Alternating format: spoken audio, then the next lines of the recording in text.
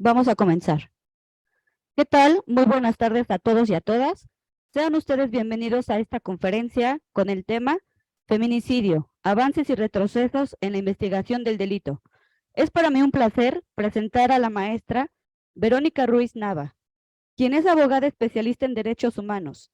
Ha publicado diversos artículos e impartido conferencias en temas como perspectiva de género, sistema penal acusatorio y oral y violaciones graves a derechos humanos. Cursó el doctorado en Derecho y maestría en Derecho Constitucional y Amparo por la Universidad Autónoma de Tlaxcala. Licenciatura en Derecho por el Instituto Tecnológico y de Estudios Superiores de Monterrey, Campus Puebla. Licenciatura en Lenguas Modernas por la Benemérita Universidad Autónoma de Puebla. Se desempeñó también como ministro público adscrita a la Fiscalía General del Estado de Oaxaca, atención a nacionales y extranjeros, además de enlace entre dicha Fiscalía y el Consulado de los Estados Unidos de Norteamérica. Además, lleva a cabo investigación legislativa independiente con enfoque en la metodología y contexto de la producción legislativa federal y local. Actualmente se desempeña como abogada postulante, columnista, capacitadora, catedrática y asesora de tesis en la Universidad La Salle, Oaxaca, y distintas universidades del país. Maestra Verónica, sea usted bienvenida a su conferencia. La dejo Hola, con muy los buenas tardes. participantes. Buenas tardes. Buenas tardes, muchas gracias por la invitación, en especial a la licenciada Itzel Mejía, que me hizo la invitación para participar en el Instituto Universitario Carl Rogers con esta importante conferencia, y agradezco a los participantes que se hayan conectado esta tarde. Por otro lado, agradezco también la presentación y todo lo que ha puesto el Instituto Universitario en nuestras manos para que esta conferencia sea un éxito. Muy bien, respecto del delito de feminicidio, avances y retrocesos en la investigación del delito, justamente esta semana que compartí el cartel en mis redes sociales y que mis conocidos pues saben a qué me dedico, y justamente en la frontera del Día Internacional de la Mujer, que será el día 8 de marzo, me llama la atención que aún se sigue pensando que a las mujeres las asesinan por su tipo de vestimenta, por haber salido a alguna fiesta, o porque hizo o porque no hizo algo, cuando eso está completamente alejado de la realidad. Y en ese sentido quiero ser muy enfática, debido a que en la mayoría de las veces a las mujeres se les asesina en el interior de sus casas por sus familiares, su pareja, sus conocidos o en el transporte público. Es decir, no culpemos a la víctima y no hagamos una diferenciación entre víctimas buenas y víctimas malas, víctimas que merecían el delito y víctimas que no merecían el delito. Ninguna víctima merece el delito.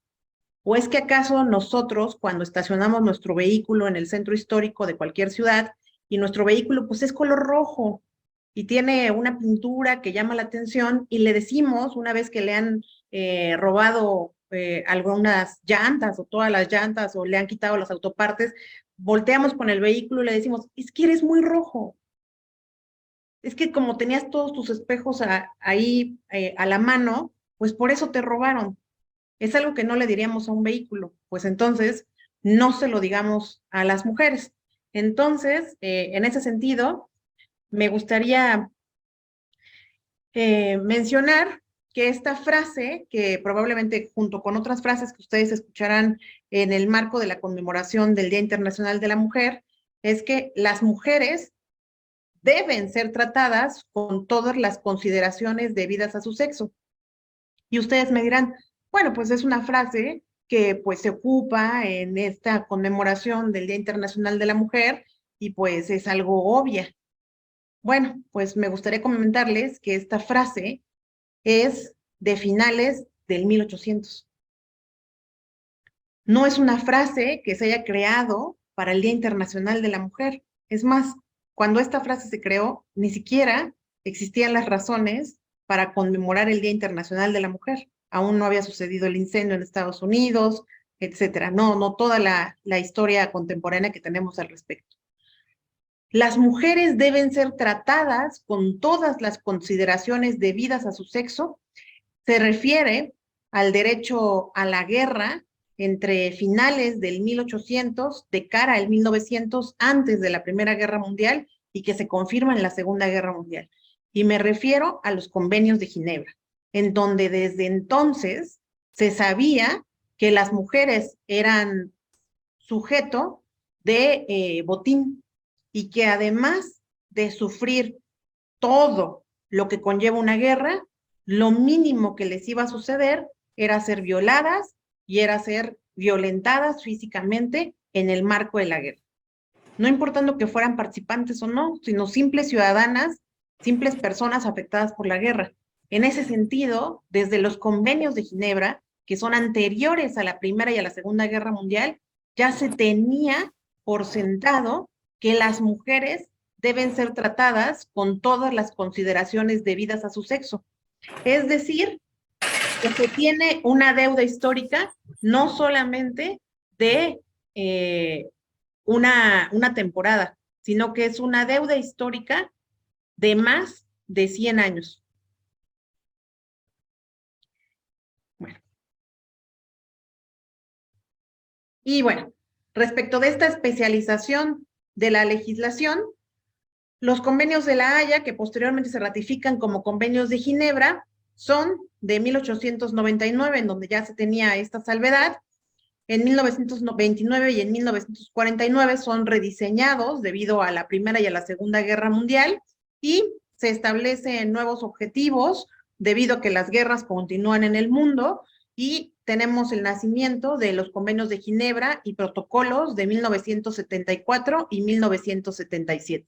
En este momento tenemos uno que se denomina protocolo respecto de las muertes violentas de personas, el protocolo que se llama Protocolo de Minnesota, y posteriormente para 1995 tenemos convenios internacionales respecto de cuál debe ser la protección de las mujeres en el marco jurídico internacional.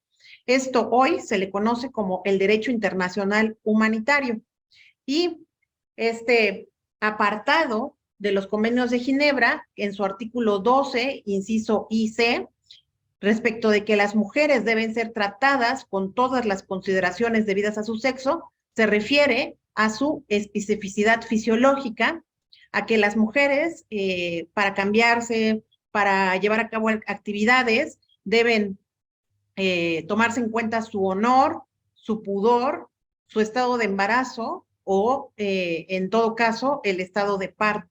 Entonces son características especiales que todos los estados parte como países deben tomar en cuenta respecto de las mujeres. Esto quiere decir que no es una moda, no es una ideología de género, sino que forman parte de los derechos humanos que buscan fortalecer la dignidad de las personas, que las personas no sean tratadas como objeto, sino que sean tratadas como sujeto. Por lo tanto, no es una moda debido a que las convenciones internacionales son más allá de de incluso nuestra última constitución, que es la Constitución de 1917. Eso quiere decir que el ordenamiento jurídico es una deuda histórica que los estados miembros de las ligas internacionales no han logrado llevar a cabo en más de un siglo. Ok, y se sigue la metodología de dos autoras que son, por sus apellidos, Cook y Cusack, quienes han llevado a cabo una investigación de las sentencias que involucran mujeres a nivel internacional en diversas latitudes, es decir, África, es decir, países árabes, Asia, Europa y Latinoamérica o América en su conjunto. Y muchas personas lo han escrito, lo escriben en columnas, lo escuchamos a diario, que las mujeres solamente buscan ser superiores a los hombres, cosa más lejana de la realidad, o que las mujeres buscan privilegios.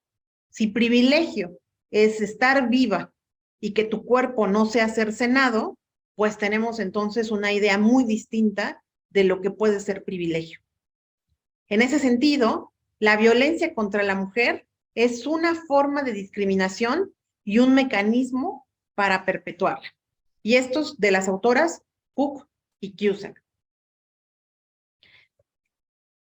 Y bueno, respecto de la investigación que yo llevé a cabo, ustedes bien lo saben, el sistema penal acusatorio oral, es decir, lo que se lleva a cabo a través de las fiscalías de los estados, de la Fiscalía General de la República, antes Procuraduría General de la República, PGR, y los demás juzgados en materia penal, que se les denomina juzgados de control, juzgados de enjuiciamiento, juzgados de penas, juzgados penales, conforman el nuevo sistema penal acusatorio oral a través de una gran reforma en esta materia de 2008 y es el que tenemos actualmente en funciones. En ese sentido, debido a que el 2008 y hasta el 2016, cuando es obligatorio para todo el país, necesita una consolidación y necesita una investigación de todos los actores que somos parte de la sociedad civil, las autoridades, los defensores, las víctimas, los imputados. Necesita consolidarse ese sistema penal acusatorio oral debido a lo que estamos hablando, de lo que estamos discutiendo, es de un tipo de delito. Y un tipo de delito que prácticamente con este nombre de feminicidio, pues es prácticamente nuevo. Tiene, si acaso, me atrevería a decir, 10 años. En ese sentido, la consolidación del sistema penal acusatorio y oral para la investigación de los delitos demanda el análisis de la capacidad pericial, es decir, que nos preguntemos con cuántos peritos cuentan las fiscalías para llevar a cabo la investigación de los lugares de los crímenes y de los cuerpos de las víctimas a través de sus peritos. Es decir, que nos preguntemos, ¿cuántos peritos hay en el país? Y si mi pregunta y mi respuesta es, ¿con acudir al Ministerio Público se resuelve la situación? Es decir, yo solamente me imagino un escritorio, un abogado o una abogada que me toma mi declaración y si acaso me imagino policías, bueno, pues ese sentido sería la primera puerta. Pero yo también entiendo que deben existir especialistas en balística, en medicina legal, en psicología, que van a llevar a cabo una investigación científica del delito, en este caso se denomina sobre víctimas mortales, forense, en fiscalías locales como la del Estado de Puebla y en fiscalías federales. En ese sentido, nos preguntaríamos, ¿cuál es el grado de uso de tecnologías y con qué tecnologías cuentan las fiscalías, que es el órgano investigador encargado de recabar todas las pruebas y presentarlas a un juez o a una jueza o a una persona juzgadora que va a ser la que va a valorar esas pruebas y va a determinar la culpabilidad, grado de culpabilidad o inocencia de una persona? Es decir, las fiscalías se van a llegar de todos sus elementos, los van a presentar ante una persona juzgadora y la persona juzgadora decidirá si la persona es culpable más allá de la duda razonable. En ese sentido, investigar el grado de uso de tecnologías de multidisciplinariedad y de especialización utilizado en la investigación científica del delito de feminicidio. Y ustedes recordarán una frase de autoridades, de titulares de las instituciones que puede sonar como esta. Se encontró el cuerpo femenino de tal persona, a la que vamos a denominar hoy Patricia, vamos a llamar hoy Patricia, Patricia de 14 años, que fue encontrada en un paraje, en Valsequillo, en Amozoc, en Puebla, en el lugar que ustedes gusten y manden. Y el titular o la titular les va a decir una frase como esta. Ocuparemos toda la capacidad con la que cuenta la Fiscalía para que este delito no quede impune. Más allá de lo que tengamos, se le va a otorgar el apoyo a las familias. La pregunta sería, ¿cuál es esa capacidad? ¿Cuál es todo el peso de la ley? ¿Qué es todo con lo que cuenta la Fiscalía para llevar a cabo esas funciones? Es decir, no solamente que nos quedemos en el discurso vago y vano de actuar con todo el peso de la ley. Hay que clasificar todo el peso de la ley. ¿Ustedes creen que contamos con toda la tecnología posible para trabajar en los lugares que se cometieron los delitos y llevar a cabo todas las periciales posibles sobre los cuerpos de las mujeres? O sea, ¿creen que contamos con eso? Y si sabemos que no contamos con eso, ¿por qué nos seguimos angustiando por un discurso que sabemos que tiene forma, pero que no tiene fondo? Porque ¿cuál es la capacidad instalada? Es más, ¿qué porcentaje de ese personal es femenino? ¿Cuántas son ministerios públicos mujeres? ¿Cuántas son psicólogas mujeres? ¿Cuántas son criminalistas mujeres? ¿Cuántos son especialistas en balística mujeres? ¿Cuántos son médicas forenses mujeres? ¿Quiénes son? ¿Quiénes investigan el delito? En ese sentido, vamos a responder a preguntas concretas de investigación en esos momentos que es la rueda de prensa. Vamos a actuar con todo el peso de la ley. Sí, titular de la Fiscalía, ¿me podría decir cuántos laboratorios tiene Puebla especializados o de manera general? Oiga, yo tengo una pregunta. ¿Con cuántos laboratorios cuenta Puebla para investigar los homicidios? ¿Con cuántos?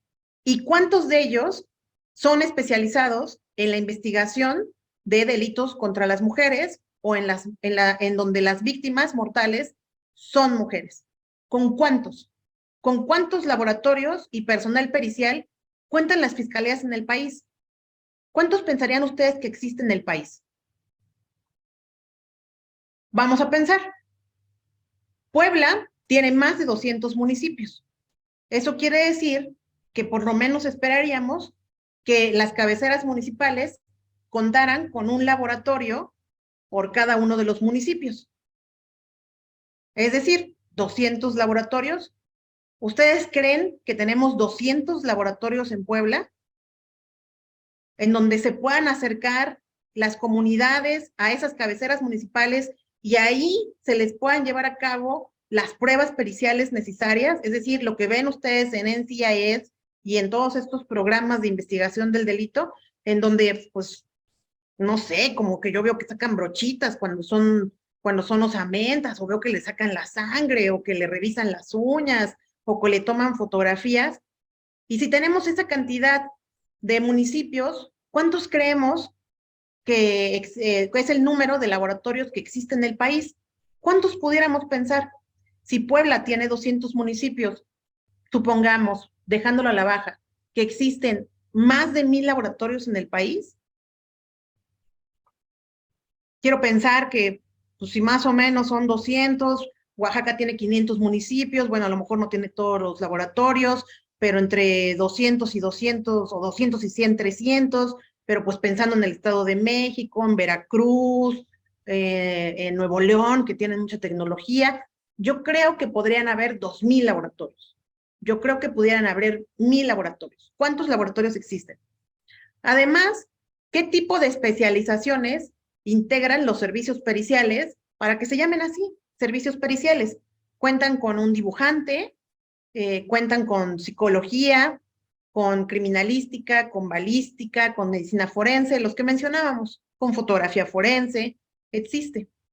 Y de estos, supongamos 1000, porque no permite aquí que ustedes me digan un número, pero si existen laboratorios y personal pericial exclusivo en la investigación del delito de feminicidio o exclusivo en la investigación de delitos contra la mujer, en donde yo me imaginaría que las que atienden son mujeres, ¿no? Para que las mujeres se puedan quitar la ropa interior, etcétera, ¿no? Que en el caso de que estén vivas, pues como marcan los protocolos, tengan una atención especializada. Además, yo pensaría que existe una colaboración fuerte entre DIF estatal y DIF municipal para que pues los niños o las niñas en este caso puedan tener un apoyo en el estado de shock y un apoyo posterior para determinar a través de dictámenes cuál es la afectación psicológica de estas niñas. Existen 126 millones de habitantes. Y yo les dije, pues, por lo menos yo esperaría del país que tuviera 1000 laboratorios, porque somos 126 millones de personas a las que les puede ocurrir un delito. Y bueno, otro dato es que somos un poquito más de la mitad de la población, es decir, que si somos 126 millones, somos por lo menos más de 60 millones de mujeres. Y se registró que 45% de las mujeres reportaron ser víctimas de violencia de pareja, lo que subraya que el feminicidio tiende a estar vinculado a patrones de violencia de género. Y bueno, tomando en cuenta estos números, de entre 2015 y 2021, han existido por lo menos, que es el dato del 2021, son de los últimos datos, acuérdense que los datos siempre van posteriores, hoy es 2023, si acaso tendremos las cifras de 2022, tenemos los asesinatos de mujeres, 5,492, y antes se hablaba de homicidios porque no se tenía el tipo penal como feminicidio. Entonces, 3,568 entre 2016 y 2020. En ese sentido, ¿con cuántos laboratorios y personal pericial cuentan las fiscalías? Tomando en cuenta que tenemos 33 fiscalías, 32 por 32 estados y una por ser la federal. Pues la respuesta es que no tenemos 1000, es que si acaso tenemos 370 laboratorios en el país. La capacidad instalada de las fiscalías a nivel nacional es que nos menciona que 370 laboratorios, de los cuales 329 son fijos y 42 son móviles. Un gran avance que se tuvo por la guerra contra el narcotráfico es que Tamaulipas reporta un aumento de 40 laboratorios, justamente por asesinatos en masa, como lo fueron los 73 migrantes de San Fernando en el 2010. Eso quiere decir que solamente contamos con 176 anfiteatros en el país y se cuentan con 791 planchas, es decir, lugares en donde van a permanecer los cuerpos vinculados a un homicidio de carácter doloso. Además, los resultados a nivel nacional muestran que 90,1% de los cadáveres resguardados continúan como no identificados o un nombre que se les da que es NN. No identificados, no nombre, sin nombre. Esto quiere decir que 9 de cada 10 no tienen una identificación. Y respecto de esta capacidad instalada de las fiscalías, tenemos que 29 de las 33 fiscalías cuentan con una base de datos y registros de información genética, no exactamente la misma, se dice que cuentan con una. 20 de las 33 cuentan con un sistema de registro, procesamiento de información. Solamente 13 fiscalías cuentan con un sistema de seguimiento, monitoreo y evaluación. Eso quiere decir que el que llevó a cabo la investigación sobre algún feminicidio probablemente no se le pueda dar seguimiento en el resto de las fiscalías, de las 20 que faltan, debido a que no se cuenta con un sistema de seguimiento, monitoreo y evaluación.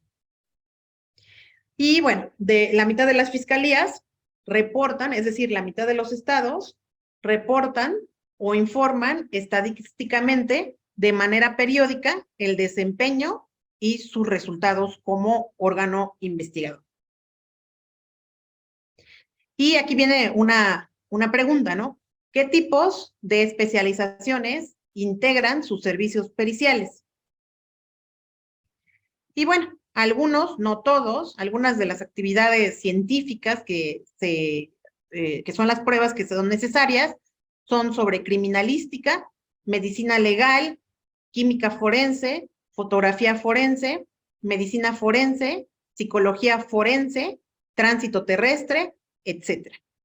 Los más están especializados en los choques, ¿no? Lo que tenemos entendido como delitos culposos, pero otro tipo de especialización necesaria que es necesario contar debido a que estamos hablando de cuerpos que tardan meses en ser encontrados, es decir, que los vamos a encontrar en grados de osamentas, es que no existe antropología forense, arqueología forense, odontología forense, es decir, los menos cuentan con este tipo de especialidades.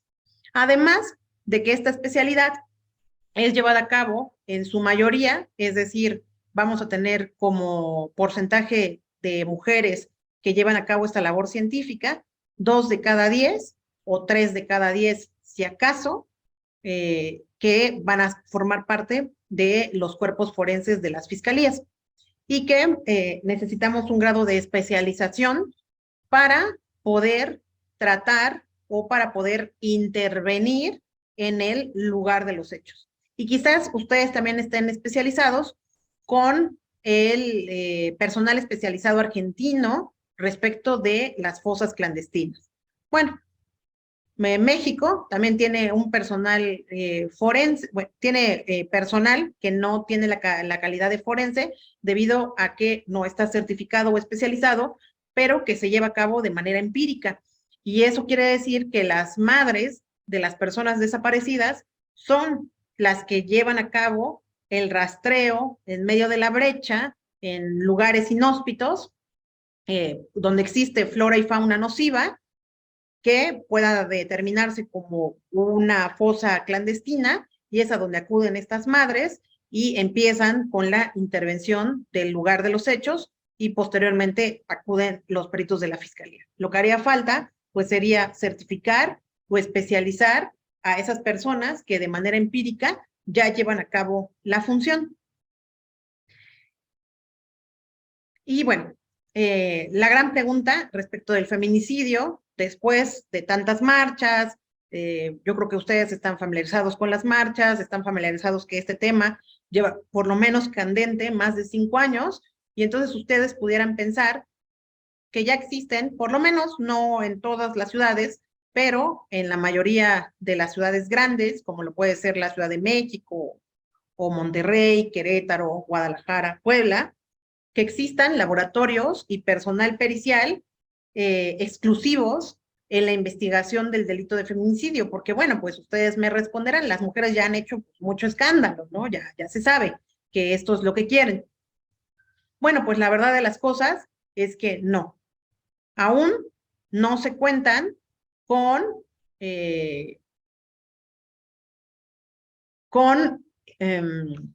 laboratorios o personal especializado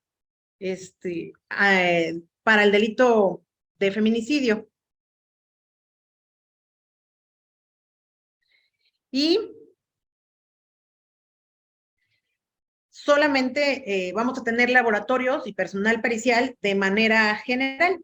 Es decir, si acaso las llamadas unidades de género van a contar con un policía de investigación o policía ministerial, como usted, o agente estatal de investigación, o agente de investigación, como lo quieran conocer, debido a que reciben diferentes nombres en las fiscalías. Si acaso con ministerios públicos que en muchos de los casos iban a ser mujeres, pero nada más. No va a existir algún otro tipo de personal dedicado 100% a la investigación del delito de feminicidio.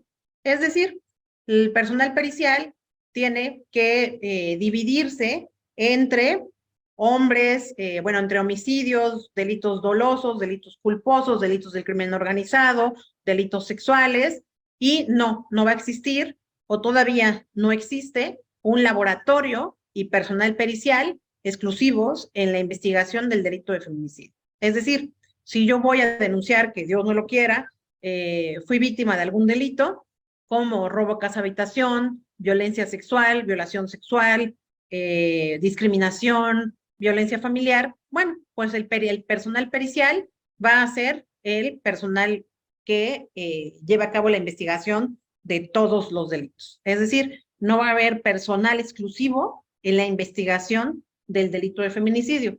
Por supuesto que sí existieron fiscalías de género, o sí existen fiscalías de género. Una de ellas fue las pioneras que es la de la Fiscalía Especializada en la Investigación de Delitos contra las Mujeres en Ciudad Juárez, Chihuahua, pero pues esa fiscalía inició y finalizó sus actividades. Es decir, pues no existió mayor trascendencia y no existe mayor trascendencia para la investigación de este tipo de delitos. Es decir, que cada vez, mi propuesta es que cada vez que exista alguna rueda de prensa en donde los titulares o las titulares de las fiscalías nos digan que van a actuar con todo lo que cuenta el Estado y que actuarán con todo el peso de la ley, pues lo más seguro es que lo que veamos es que las vacas están flacas, ¿no? Es decir, si preguntáramos en ese momento, ¿existirá personal exclusivo en la investigación de este delito? ¿O va a ser personas que investigaban otros delitos que se van a especializar para callar los rumores y los periodicazos en estos meses y posteriormente, con su carga de trabajo acumulada, se irán a continuar con su investigación? En ese sentido, pues la respuesta a esta es muy contundente respecto de que no existen laboratorios ni personal pericial exclusivo en ninguna ciudad del país en la investigación del delito de feminicidio. Es decir, que cuando tenemos estas críticas de la sociedad respecto de si las mujeres buscan privilegios, pues es claro que esos privilegios todavía no existen porque no existe personal suficiente para la investigación de cualquier delito, no solamente del delito de feminicidio, sino de cualquier delito que sea, no existe personal suficiente. ¿Debido a qué? Contamos solamente con 370 laboratorios en donde se van a procesar huellas dactilares, en donde se van a procesar muestras de sangre, en donde se van a procesar muestras de ADN. Solamente existen 370 laboratorios en el país y el país solamente cuenta con 791 planchas para los cadáveres. Además de que solamente existen 176 anfiteatros en el país. Se toman prestados de los otros hospitales que ya existen o de los cementerios municipales que ya existen. No hay mayor capacidad instalada por parte del Estado en ningún, del Estado ya sea federal o de los estados del país. Y bueno, aquí traigo unos datos respecto de lo que se denominó una publicación de la UNAM por las autoras Patricia Galeana y Patricia Vargas Becerra, que se denominó una encuesta nacional de género. Esta se denomina Géneros Asimétricos, Representaciones y Percepciones del Imaginario Colectivo. Y tenemos estas respuestas que nos dio la ciudadanía, y es qué palabra se asocia con mujer. Con mujer se es mujer hasta que es madre, es decir, la mujer es madre, es la palabra que se asocia, y el hombre con la palabra trabajo. ¿Qué desventajas tiene de ser mujer? Cuando se les pregunta, nos contestan que la discriminación. Cuando se es hombre, nos contesta que no sabe qué desventaja tiene ser hombre. El 52% de las personas en México consideran que si una mujer estudia, se vuelve más rebelde. Y el 23% de las mexicanas piden permiso para trabajar, ya sea a sus padres, a su pareja o a su esposo. Además, casi la mitad de las mexicanas piden permiso para salir solas. Y también el 50% de las mexicanas piden permiso, no es que avisen, piden permiso para poder salir solas de noche o para poder salir de noche. Y el 88% de las mujeres considera que la violencia, pues, es parte de una vida familiar. Así se vive en México. No hay más. La precariedad económica, el trabajo, pues, forman parte de la vida diaria. Y bueno, esto pudiéramos pensar que es México, pero vamos a ver qué es el mundo. En el mundo, las mujeres producen el 80% de los alimentos, pero solamente son propietarias del 1% de las tierras en el mundo. O sea, trabajan, producen el 80% de lo que comemos, que trabajan la tierra, pero solamente son propietarias del 1% de las tierras. En el caso de México, las mexicanas son propietarias del 20% de los terrenos que existen. Y bueno, respecto de los avances y retrocesos, tenemos que recordar que el derecho es un instrumento de cambios estructurales, culturales y personales. Es decir, todas las demandas que se cristalicen en leyes que procuren mayor justicia y mayor equidad entre los géneros, pues van a servir justamente en como este instrumento de cambios estructurales, culturales y personales. Las mujeres forman parte de un grupo vulnerable, es decir, sufren discriminación solamente por el hecho de ser mujeres, solamente por el hecho de pertenecer al sexo femenino. Es decir, se sabe que por cada peso que produce un hombre, solamente las mujeres producen 71 centavos. Por cada peso que gana un hombre, las mujeres solamente ganan 71 centavos a mismo trabajo, misma jornada de trabajo. O sea, existe una invisibilización y una marginalización de las mujeres. Es decir, tenemos lo que se denomina el techo de cristal. Mientras las mujeres forman parte del cuidado y de la educación de los niños, de los adolescentes, de los adultos jóvenes, a manera que crece la especialización o la profesionalización, las mujeres se diluyen en los puestos de trabajo. Es decir, sí vamos a tener muchos puestos de atención al cliente, pero solamente vamos a tener una directora. Y ni qué hablar de una titular de corporativo. A esas titulares de corporativo solamente se puede acceder a través de dos formas, de ser hija o ser esposa de, pero nunca a través, o muy difícil, a través de la independencia profesional de las mujeres. Y además, tenemos una trivialización de la discriminación. Esto quiere decir que a manera personal, yo les tendría que contestar que por supuesto que me preguntan si soy lesbiana, porque hablo por estos temas de género. Es decir, tengo que checar como una casetita de si soy heterosexual o no soy heterosexual, porque pues, si soy gay, pues entendería mi enojo ante la situación, ¿no? Entonces es una trivialización de la discriminación. Y en ese sentido, tenemos una caricatura de lo que una feminista puede ser. ¿Y la caricatura qué es? Es una mujer gorda, es una mujer lesbiana, tatuada, rapada, con muchas características masculinas y que además acosa sexualmente a otras mujeres y que tiene un odio hacia los hombres. Esa sería la definición de lesbiana feminista.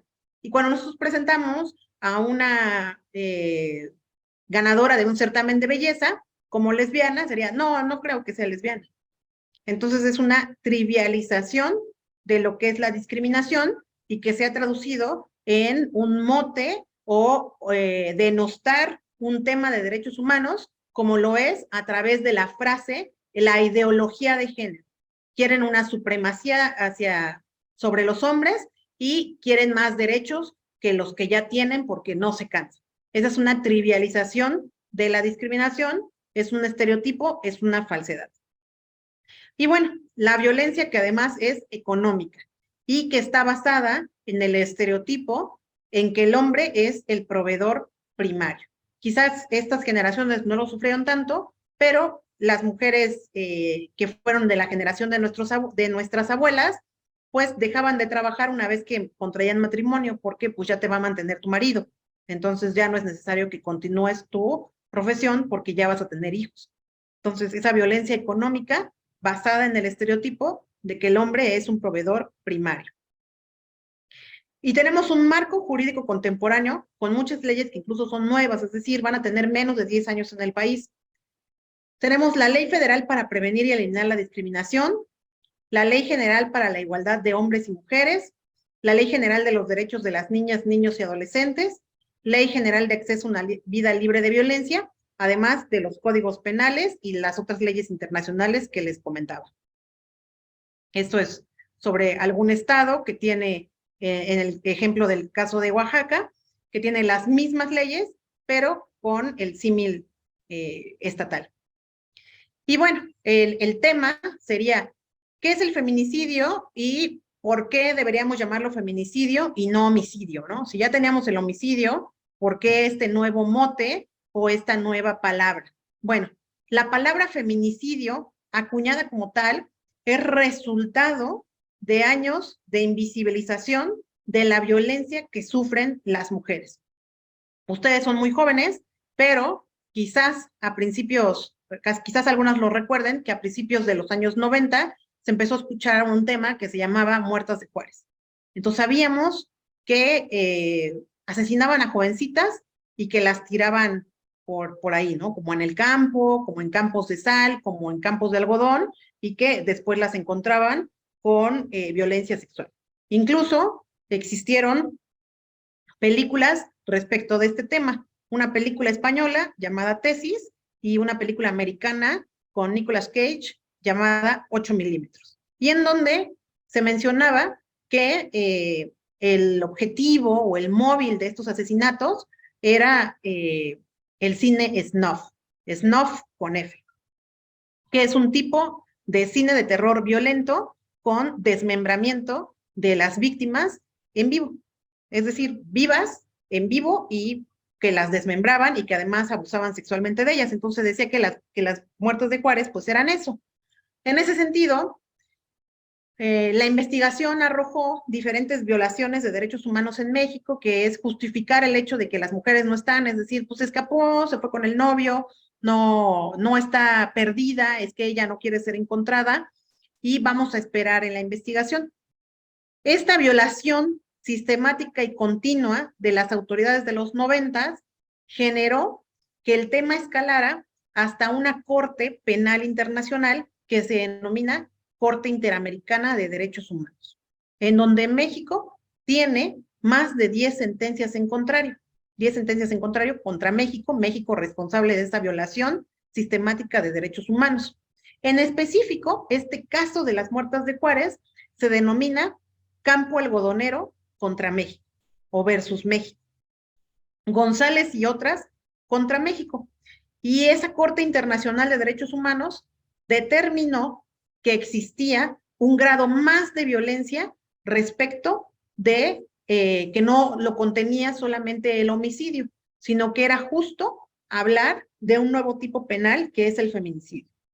No porque las otras muertes dolosas no sean graves o no sean dignas de investigación, sino porque este tipo penal de feminicidio nos va a permitir vislumbrar líneas de investigación distintas, debido a que los bienes jurídicos que se salvaguardan no solamente es el de la vida, sino el de una vida digna, que sea tratada como persona y no como cosa, y el derecho, los derechos a la libertad de decidir dejar o continuar con una pareja, ser o no ser madre, etcétera. En ese sentido, los homicidios, en el caso de los hombres, es que a los hombres igual los matan, que es otra frase que se escucha muy seguido. Sí, a los hombres los asesinan, además de que sean otros hombres en un lugar público y por un arma de fuego. Es decir, por proyectiles, por balas, por balazos, disparos de arma de fuego. En el caso de las mujeres, el mayor porcentaje es que son asesinadas en su casa, en su domicilio o en sus negocios, en donde la policía no va a entrar porque sí, porque se entiende que tu casa es tu lugar seguro y a las mujeres se les victimiza ahí. Además de que las mujeres en vida van a ser víctimas de una privación ilegal de la libertad, que pueden ser días, meses o años, violencia sexual equiparable a tortura sexual, una muerte violenta y además la disposición del cadáver va a ser también violento. Vamos a leer las características. Esta es una infografía de hace unos años por Pictoline y tenemos estos datos. Existen antecedentes de cualquier tipo de violencia familiar, laboral o escolar, del sujeto activo, que se denomina el perpetrador del delito, en contra del sujeto pasivo, que se denomina víctima. ¿Esto qué quiere decir? Que en 2 de cada 3 casos, es decir, más del 66%, la víctima conocía a su agresor. Su agresor puede ser su familiar, padre, hermano, pareja o expareja. Y por eso existen estos antecedentes de violencia que escalan hasta el feminicidio. Existen datos que establezcan que hubo amenazas relacionadas con el delito, acoso o lesiones del sujeto activo en contra de la víctima en otros momentos. Existió o existe una relación sentimental, afectiva o una relación de confianza entre el perpetrador y la víctima.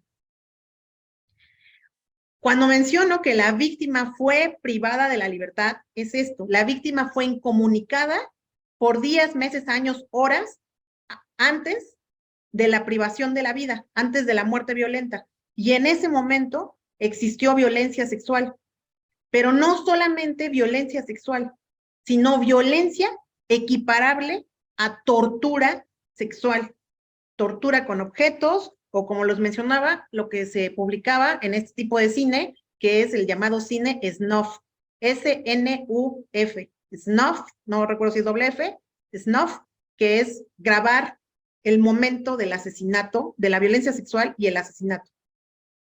O sea, no solamente va a ser la violencia sexual, sino equiparable a la tortura sexual. La víctima presenta signos de violencia sexual de cualquier tipo.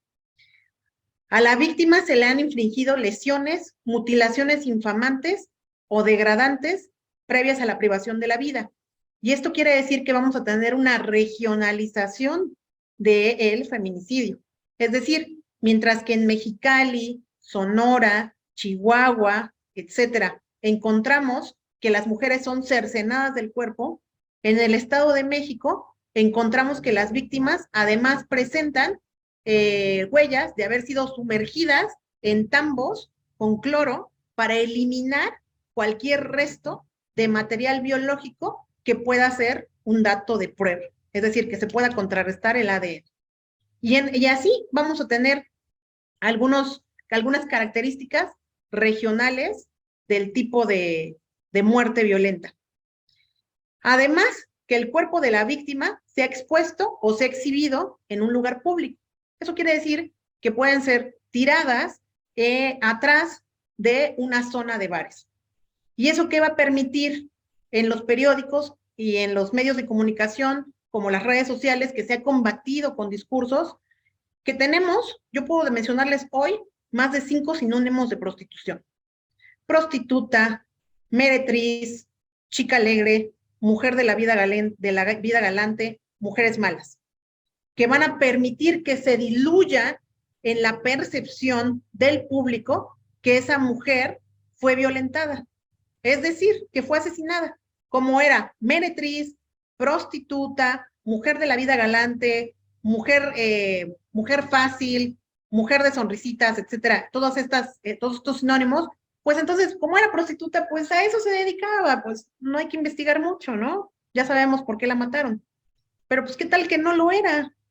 ¿Qué tal que era una chica universitaria a quien solamente depositaron su cuerpo? Ya la primera oleada, que esto sí pasó entre los 90s y los 2005, podría atreverme a decir que hasta el 2010, en donde estos titulares del periódico eran infamantes.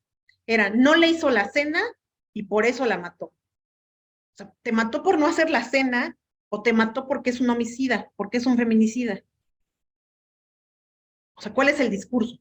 Y esa es la razón de que la víctima del cuerpo, la víctima y su cuerpo sea expuesto o exhibido en un lugar público. En ese sentido, les pregunto, no porque el homicidio sea algo menos grave, pero ¿cuánto sufre la víctima de feminicidio?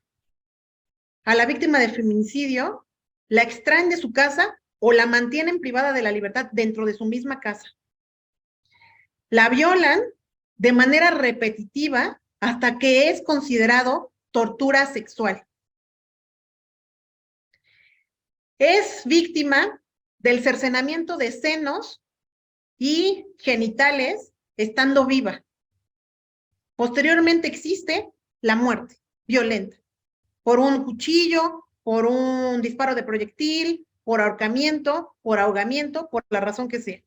Y posteriormente a eso, su cuerpo es exhibido detrás de un bar o de una zona de bares para hacerla pasar por prostituta. Y además las fotografías de su cuerpo van a ser publicadas en primera plana o en las redes sociales, en los grupos de Facebook o Twitter o Instagram o Telegram o WhatsApp, de mira cómo encontraron a Maribel.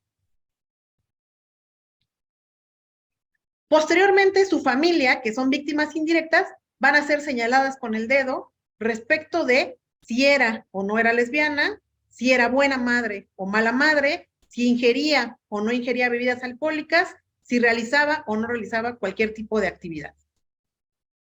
Es decir, ¿cuánto va a sufrir la víctima?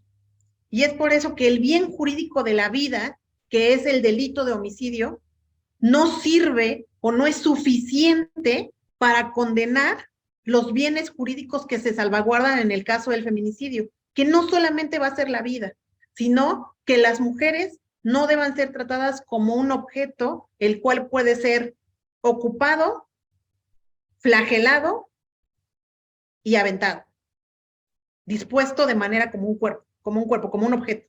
Es decir, que la persona sea denominada persona, que se respete como persona, y que además que la persona tenga la capacidad de decidir si quiere o no quiere tener hijos, si quiere o no quiere tener relaciones sexuales, o si quiere o no quiere llevar a cabo cualquier tipo de actividad. Es por eso que el delito de feminicidio cubre o protege más bienes jurídicos que el delito de homicidio, que solamente salvaguarda la vida. Es decir, si la ciudadanía exige y pide castigos ejemplares a conductores en estado de ebriedad que provocan la muerte de víctimas, ¿qué se le pediría para una persona que de manera dolosa secuestró, violó, torturó, mató de manera violenta y dispuso el cuerpo de manera violenta de esa persona? Es decir, no son cuánto sufrió la víctima, cuánto sufre una víctima por un hecho de tránsito, por un accidente, y cuánto sufriría una víctima de feminicidio.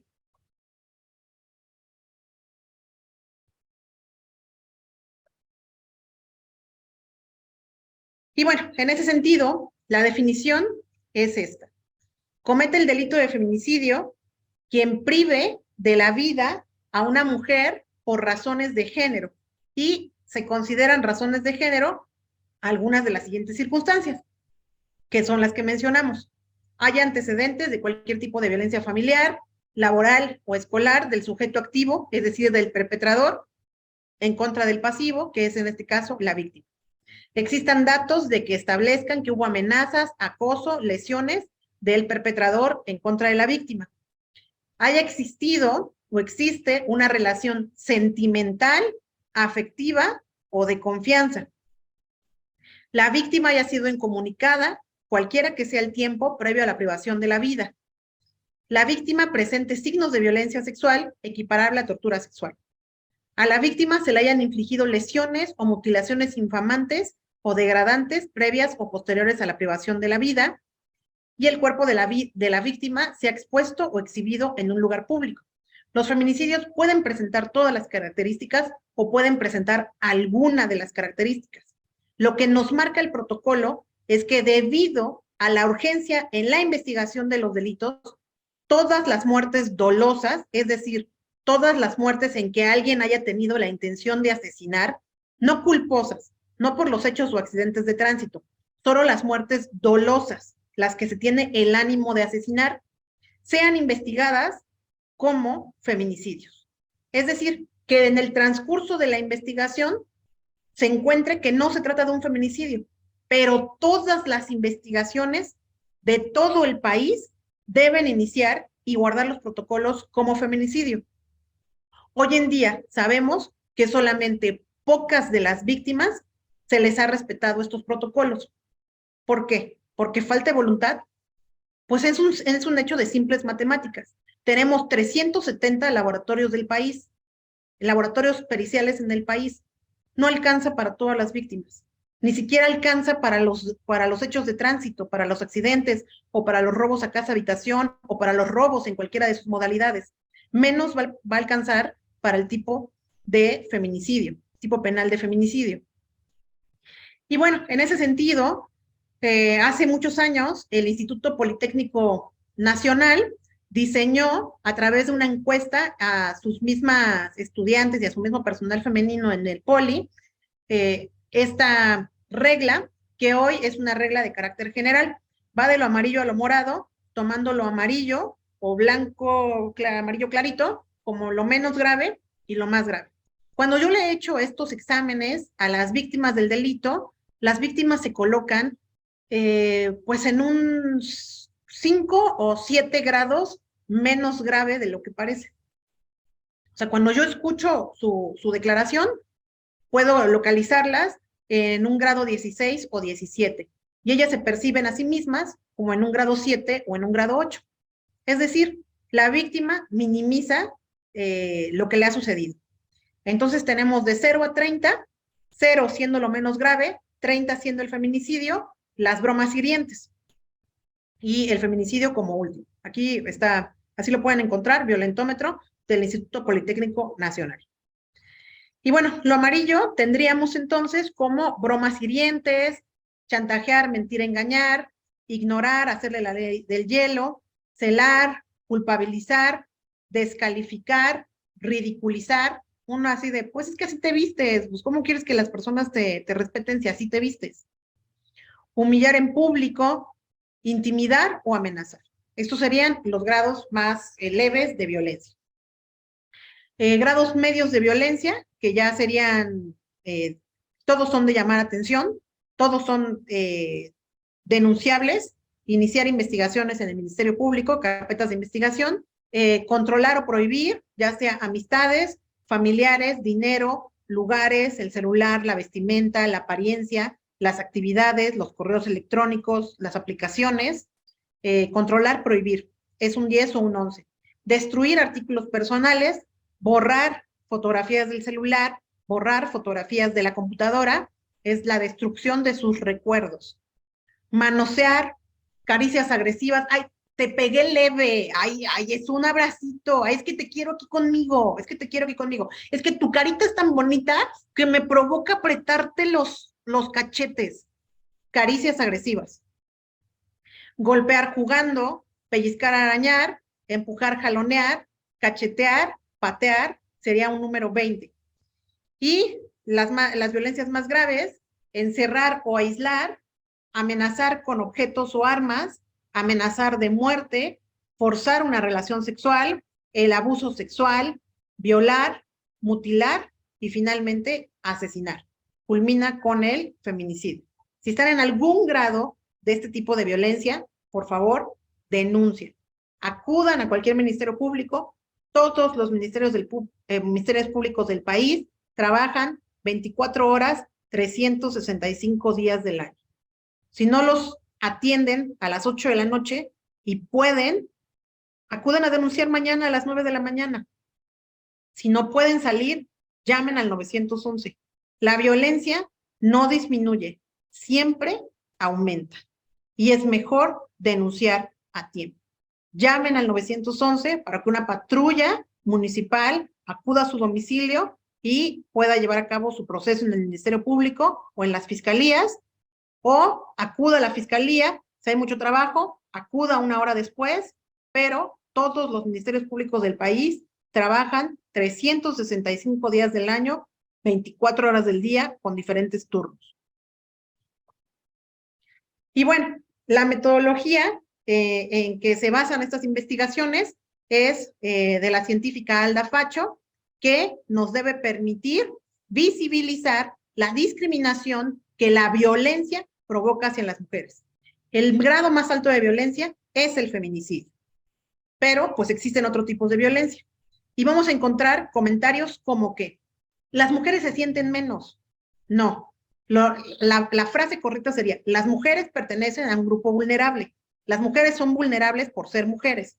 Es decir, existe una jerarquización de lo masculino a lo femenino, en donde lo masculino es el jefe y lo femenino es el empleado, la empleada. La identificación del tipo de discriminación.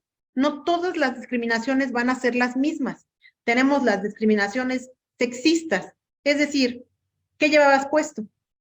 ¿No? Te violaron porque usabas ese pantalón de mezclilla. Y vuelvo al ejemplo que les di del coche. Coche, te robaron las llantas porque eres muy rojo. Es que sabes que tenías tus foquitos aquí pues muy paraditos. Esa es la razón por la que te robaron, ¿no? Por eso te quitaron tus partes, por eso se robaron todo el vehículo. Bueno, pues eso sería una posición sexista. Otras posiciones de discriminación son androcentristas, androcentrismo. Los hombres son mejores con los números. Los hombres llevan a cabo mejores habilidades de administración y contabilidad. ¿Sabes? Los hombres son buenos ingenieros, las mujeres no. Esas serían posiciones androcentristas, en donde lo hombre es el ejemplo de lo que es bueno, de lo que sirve y de lo que es útil. Y además, dicotomías sexuales. Es decir, si yo ejerzo mi sexualidad, soy mala, si no la ejerzo, puedo ser una víctima buena. No existen víctimas malas y víctimas buenas, ninguna víctima merece el delito. No hay que culpabilizar a la víctima. Paso 3, ¿qué tipo de mujer está siendo violentada? No es lo mismo una mujer de clase media a una mujer indígena que no habla español y que vive marginada. No es lo mismo una mujer extranjera de Estados Unidos que una mujer extranjera de El Salvador, guatemalteca. ¿Qué tipo de mujer está siendo violentada? Y para eso se necesitan los estudios de antropología, es decir, que nos diga cómo vive esa mujer, cómo vivía esa mujer y cuáles eran sus condiciones sociales en las que se desenvolvía. Y eliminar en lo posible el ideal de mujer. La mujer que es madre, la mujer que forma una familia o la mujer, y que es condenable, la mujer que se asemeja al hombre. Es decir, debemos dotar de autonomía a las mujeres, y dotar de autonomía a las mujeres significa dejar que decidan.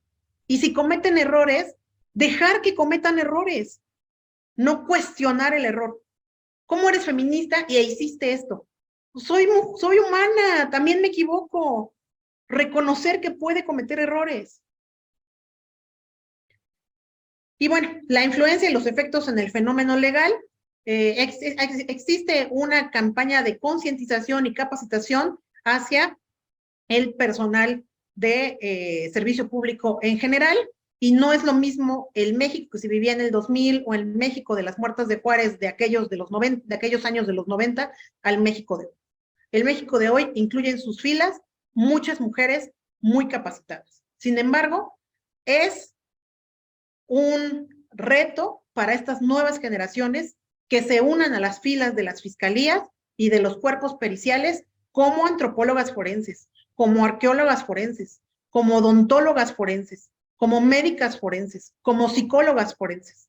Es decir, si ustedes no se enfilan en esos puestos profesionales, la atención a las víctimas va a ser la que hemos tenido. Las mujeres deben ocupar esos puestos profesionales y esos campos profesionales para que la visión de las investigaciones sea distinta. Por ejemplo, no hay mujer que le preguntes qué hacen los calzones en el baño, qué hace la ropa interior colgada en el baño, que te conteste, pues es que la lavó cuando se bañó. En cambio, para algunos peritos masculinos, pues eso es todo un descubrimiento, que las mujeres lavan su ropa interior en el baño porque por pudor a veces no les gusta ponerlas en el tendedero. ¿Por qué? Porque vive en un lugar comunitario en donde a veces se roban los calzones, porque son agresores sexuales. Entonces, ese es un gran descubrimiento para un perito, pero no es un descubrimiento para una perita. Ella ya lo sabe, que lavas la ropa interior y la dejas secando en el interior de tu casa. Y bueno, el paso 6 sería la conciencia, ¿no? La conciencia que existe una discriminación y que cómo se lleva a cabo esa discriminación.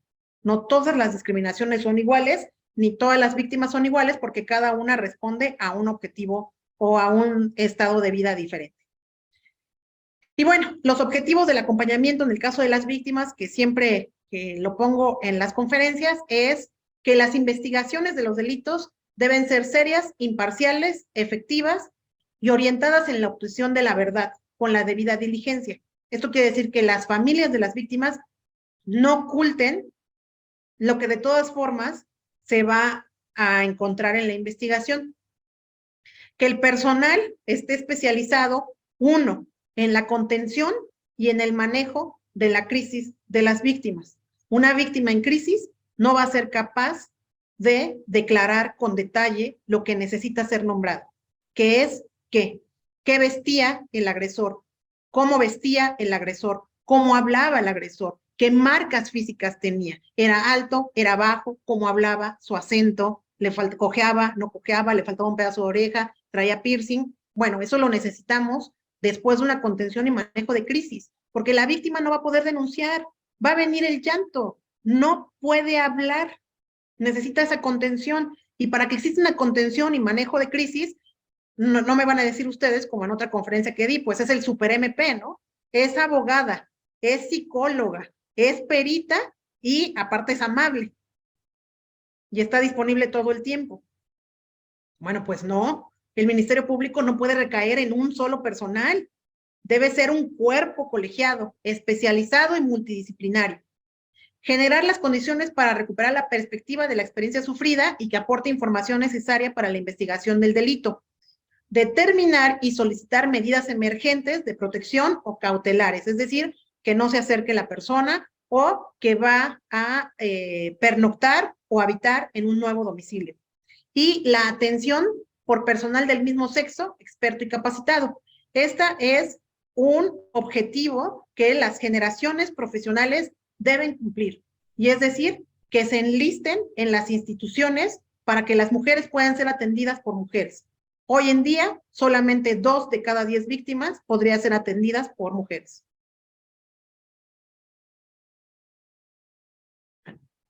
Y los accesos a los servicios médicos institucionales, les recuerdo que las fiscalías están para determinar el grado de lesiones, no para llevar a cabo un tratamiento médico. El tratamiento médico se puede dar a través de las instituciones de seguridad social y de salud, no por las fiscalías. Así que la anticoncepción de emergencia, la interrupción de embarazo y la detección de enfermedades de transmisión sexual es por parte de Secretaría de Salud y de hospitales públicos y privados, no por parte de la fiscalía. Las fiscalías solamente van a determinar el grado de lesiones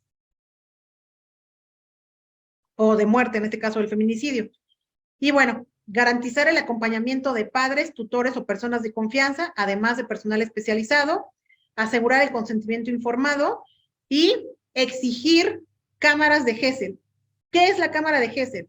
Es una cámara, es un cuarto o un lugar en donde existe un vidrio, que ustedes lo han visto en las películas americanas, en donde el que está adentro no puede ver hacia dónde estás tú. Esas son las llamadas cámaras de Gesell.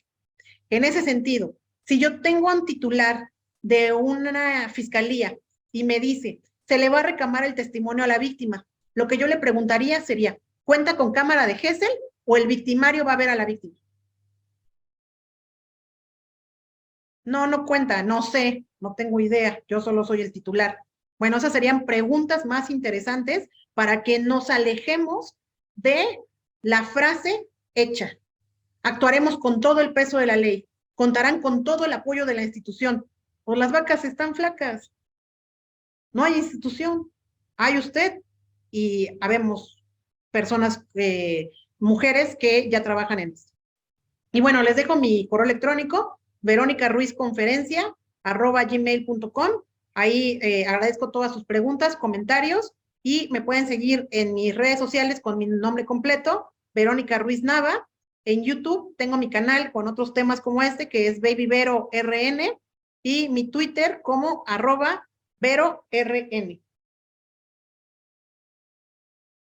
Si tienen preguntas, adelante, por favor. Sí, maestra, yo tengo algunas preguntas.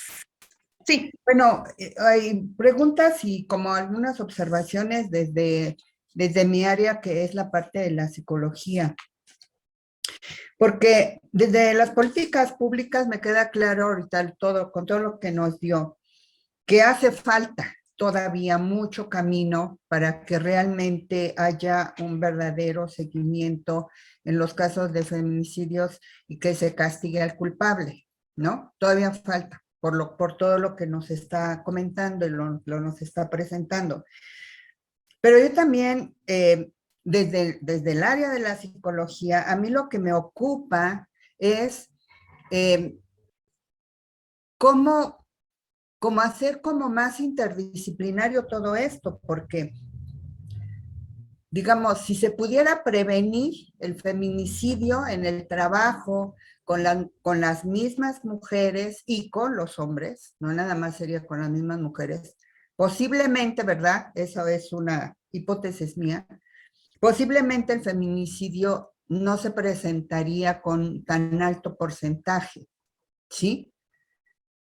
¿Por qué lo digo? Porque yo trabajo mucho con jóvenes y de repente yo radio pasillo escucho, observo y demás, y muchas cosas de las que están ahí en el violentómetro, las están haciendo muy normales, ¿no? Como así es, así es. Entonces yo creo que desde ahí tendríamos que también hacer intervenciones desde este aspecto para poder prevenir estas situaciones tan lamentables, ¿no?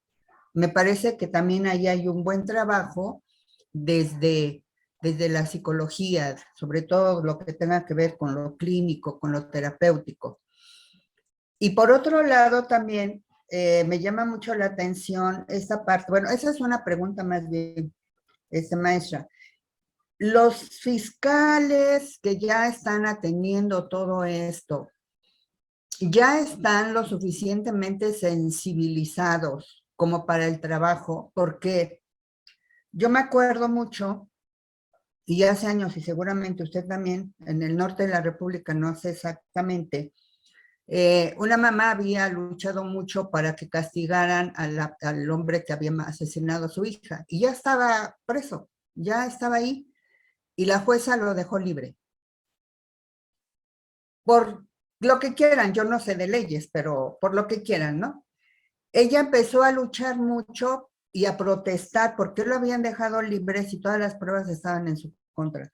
Y lo que sucedió fue que en una de esas protestas que estaba haciendo, meses después, no podría decir cuánto tiempo, llegan y la asesinan exactamente ahí enfrente de la fiscalía, a la mamá. Maricela Escobedo. Exactamente. Entonces yo digo, a ver, también ya están preparados, porque todavía de repente, así como independientemente de que sepan mucho de leyes, con esto que nos platican, ¿no? Por el género, todavía se reescucha que, ay, claro, salió muy noche, iba vestida de tal manera, provocativa y demás. Y entonces eso hace muy complejo que se pueda ejercer la ley también, independientemente de todo lo que hace falta. Ok, bueno, mi propuesta por eso es esta. Hoy las víctimas van a ser atendidas en 8 de cada 10 servidores públicos van a ser hombres. Y van a ser hombres con un trabajo de capacitación y concientización que puede ser bueno, en la medida que puedan identificar los propios estereotipos con los que funcionan. Si logramos que las mujeres se inserten en ese campo laboral, tendremos para las siguientes generaciones que van a ser atendidas en la mitad de las ocasiones y que se va a contar con personal especializado.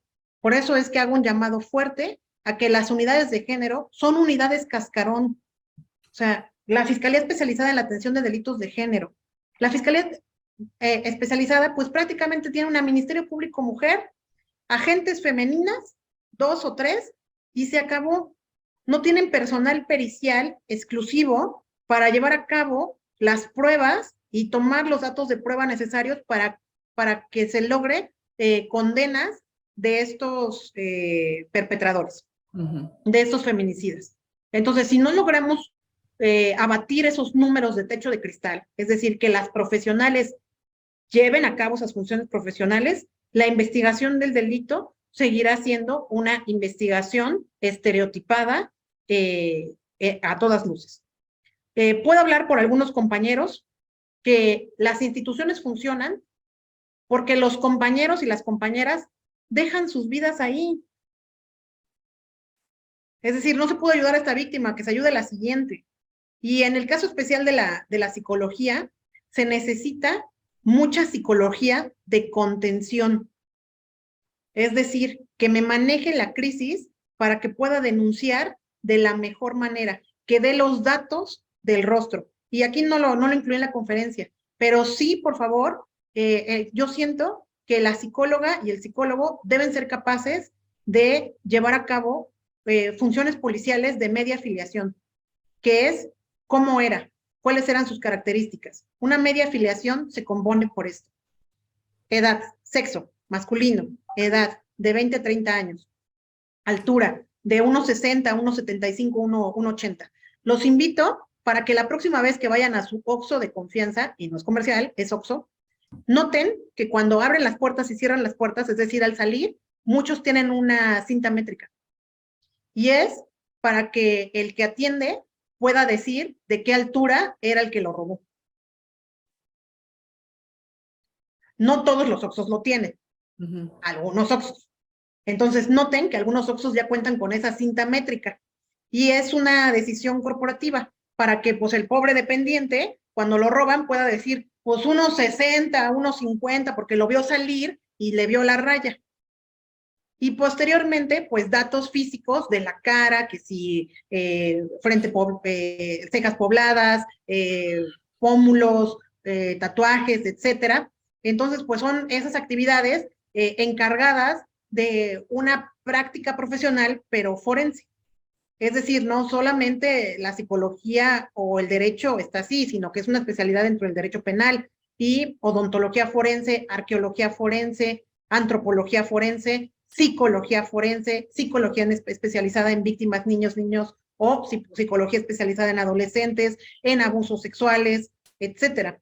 Entonces, yo los invitaría a llevar a cabo, que lo he hecho con otras capacitaciones a psicología en específico, resolver sus abusos sexuales propios. ¿Y qué se responden a sí mismos? ¿Por qué no denuncian? A sí mismas. ¿Por qué no me van a hacer caso? ¿Por qué ya lo superé? ¿Por qué no necesito la fiscalía? Bueno, dense las razones que ustedes consideren. Y eso les va a permitir trabajar con las víctimas de una mejor manera que no permita la revictimización.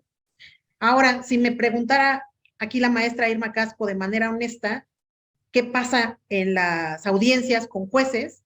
La verdad de las cosas es que calificamos todavía en México la violencia sexual con teorías de los 70s, a donde no ha llegado el 2020. Y es nuestra función empujar por hablar del 2020. Yo pongo mi granito de arena en ser capacitadora y en trabajar en la audiencia lo mejor que se pueda. Pero los derechos humanos forman parte de una cultura de derechos humanos social. Es una construcción social. Y abatir el comentario pues es que las mujeres tienen la culpa. Y yo, pues voy a hablar de feminicidio, ya están muertas. ¿Ya qué más pueden hacer? Ya están muertas, su muerte tendrá que ser el ejemplo.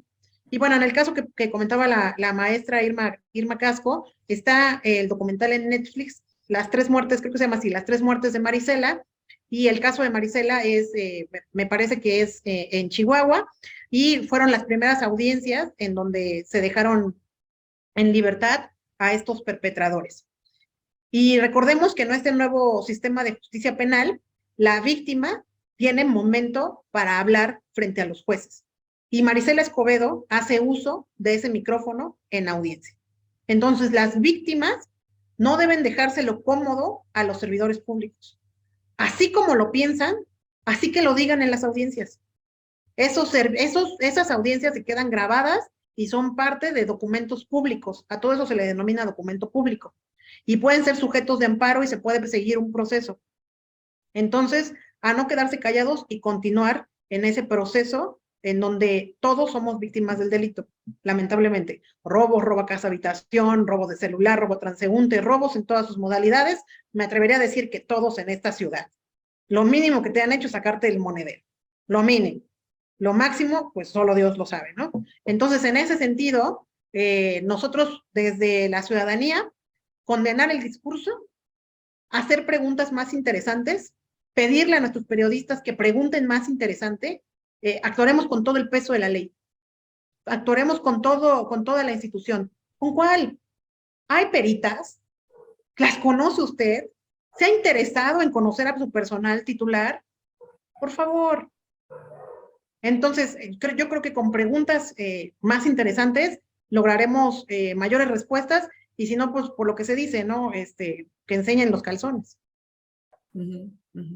Sí, pero bueno, yo por supuesto que defiendo que se encadenen frente a las fiscalías como una forma de protesta, pero también entiendo que cuando se tengan cara a cara, frente a frente, víctimas y titulares, les pregunte, ¿cuántas psicólogas tiene?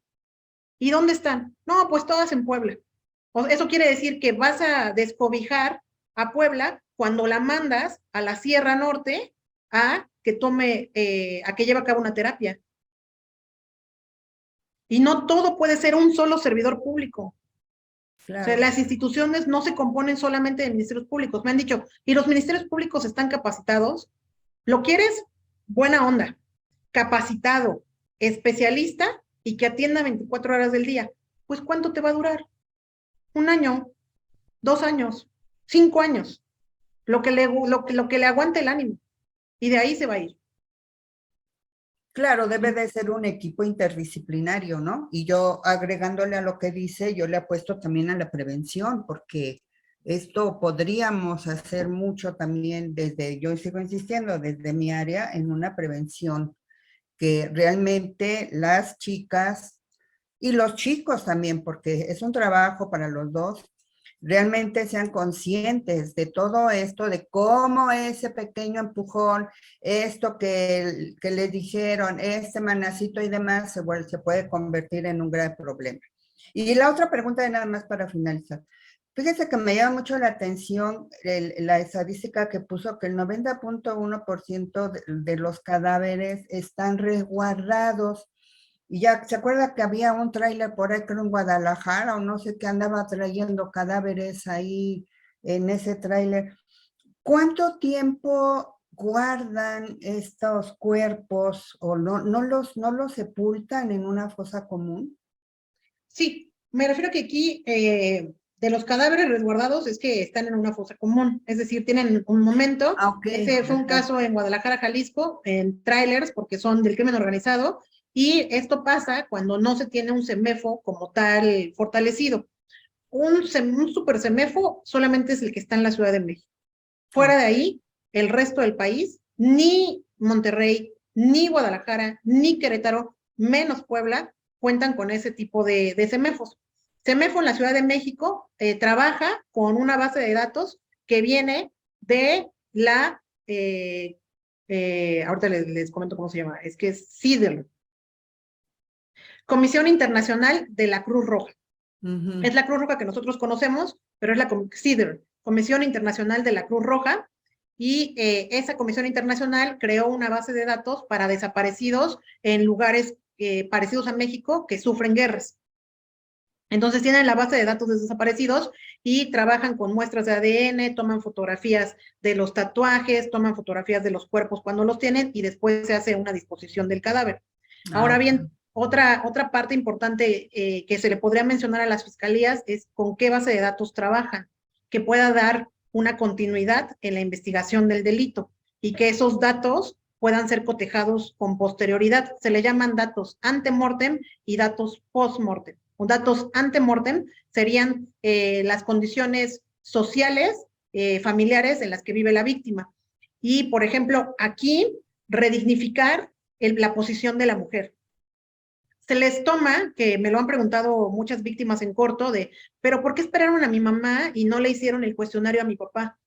Pues porque la mamá conoce a sus hijos. La mamá cambió a sus hijos desde bebé y la mamá puede saber en dónde tiene los lunares, en dónde se hizo las cicatrices, cuántas cirugías tuvo. Los padres que no son cuidadores, que son la mayoría, no tienen esos datos. Además de que la prueba genética se toma sobre madre y no sobre padre. ¿Por qué? Porque 1 de cada 3 hijos no es hijo del padre que tiene. Ok. Datos estadísticos. 1 de cada 3 hijos. O sea, es decir, que un primo que dicen que es mi primo no es mi primo. Imagínense. O sea, el tercio de mi familia no es mi familia biológica. Es un gran tema. Es un gran tema. Y por eso se le solicitan los datos a las mujeres. Entonces, esos son los datos ante-mortem. Los datos post-mortem son los datos que reporta el cuerpo. Que si no tiene los terceros molares, que si tiene las muelas partidas porque se dedicaba al box, etcétera. Son otros datos, se llaman datos ante-mortem, datos post-mortem. Y bueno, por ejemplo, en ese sentido, esos cuestionarios, pues ustedes podrían hacer pues algún tipo de roleplay o algún tipo de cuestionario de cómo se acercarían a cuál sería el approach, el método que ustedes aplicarían para hablar con una persona que ha sufrido la desaparición de un familiar. Y bueno, aquí sería con la base de datos, qué datos tengo que sacar, ¿no? De ese momento. Ahora bien, los abogados lo hacemos difícil.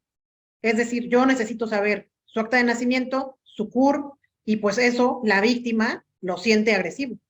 No es que no van a hacer nada si yo no traigo esos datos. Pues lo necesitamos. Y entonces suena agresivo. Yo sé que suena agresivo, pero se necesita. Y créanme que si existiera la voluntad política, cada ministerio público necesita personal en psicología especializado que trate de contención emocional a cada una de las víctimas antes de denunciar, porque de ahí que venga esa mala imagen, y es que no están contenidos y no pueden declarar, entonces una posición desde el derecho hace que sea muy agresiva la intrusión, ¿no? Okay. Pero existe campo laboral, solamente que no existe la voluntad política. Uno, ¿por qué? Porque el titular no se ha especializado en su tema. O sea, es un titular que llega al puesto por lo político, más no por lo profesional. Y que dentro de lo profesional, pues no está lo suficientemente calificado. Pero si yo viera una iniciativa de ley, un proyecto en donde me dijera que va a dotar a los ministerios públicos de psicólogos y psicólogas, créanme que lograríamos mayor sinergia en las instituciones. Claro que yo sé que no va a pasar, pero no porque yo no lo pida, ¿sí? Yo cada que puedo, pido. Pues sí. Muchas gracias, maestra, muy amable. Muchas gracias. Si tienen alguna otra pregunta, ahí les dejé mi correo electrónico, veronicaruizconferencia@gmail.com. Me pueden ver en mis redes sociales con Verónica Ruiz Nava, y pues seguimos en el debate, y aquí estoy a sus órdenes. Si se les atora el bebé para una denuncia, acuérdense de llamar al 911. En el caso de los psicólogos, acuérdense que ustedes son personal de la salud, deben notificar cuando una persona está en peligro, es decir, que nos reporte el paciente que quiere asesinar, deben denunciar. Denunciar. Y bueno, ahí el tip sería resolver sus abusos sexuales propios o la violencia que han sufrido de manera propia, y tratarse a ustedes mismos desde lo interno como pacientes, y son las respuestas que quizás otras víctimas les van a dar a ustedes mismos. Pero bueno, aquí estoy a sus órdenes. Un gusto estar con ustedes esta tarde. Muchísimas gracias, maestra Verónica. Agradecemos su valiosa conferencia. Yo creo que es un tema muy importante y pues nos queda más que otorgarle este presente reconocimiento a usted, maestra Verónica Ruiz Nava, por su valiosa participación en impartir la conferencia Feminicidio, Avances y Retrocesos en la Investigación del Delito en conmemoración del Día de la Mujer. Le vamos a hacer llegar su constancia vía correo digital, y a los asistentes les dejé un link en el chat para los que quieran solicitar una constancia digital. Muchísimas gracias, maestra Verónica, de parte de la maestra Itzel y del Instituto Universitario Carl Rogers. Muchísimas gracias a todos. Un abrazo, bonita tarde, a sus órdenes. Gracias.